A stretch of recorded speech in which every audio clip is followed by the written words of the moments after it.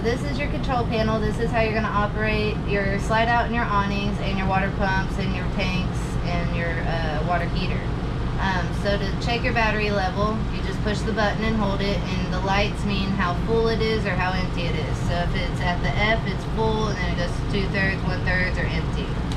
And then same thing on your fresh tank. You either got a full tank, 2/3, 1/3, or empty. Black. I recommend dumping your black tank at 2/3 so that way you don't take the risk of having particles stuck on your full sensor and reading full all the time. Also, flush out your tanks, make sure you clean them out all the time so that way you can have a clean tank. And then on your gray tank, it'll also read as it gets fuller, the lights will light up.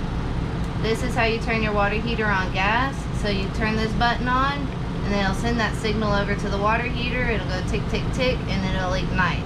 Now it may go through 2 sets of ticks before it ignites. But if you want to start off and keep it on electric to save on propane, this is your electric switch. So you'll just switch this, and then it'll heat up that electric element. This here is your water pump. So when you're on fresh water, which is your portable tank that I just showed you, you have to have your water pump turned on because it's got to pull from the bottom of the trailer to the top of the trailer, so it's got to pump it up. Now on the Winnebagos, you have a tank heater, which is really cool. So it's just a little heat strip that's on the bottom of your tank or the top of your tank.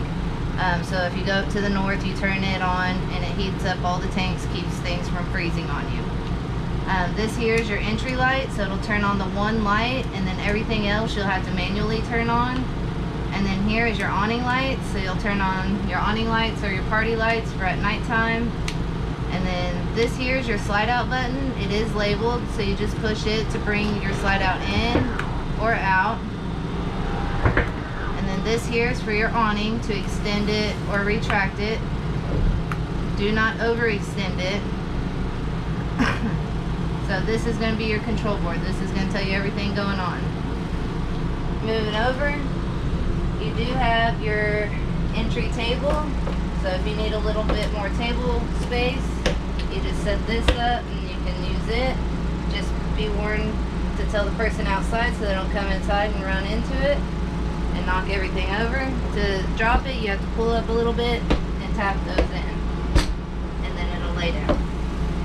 Here is your GFCI plug, so if you go to plug in too many things, it will trip, so you'll just do it like your household one, just come and reset.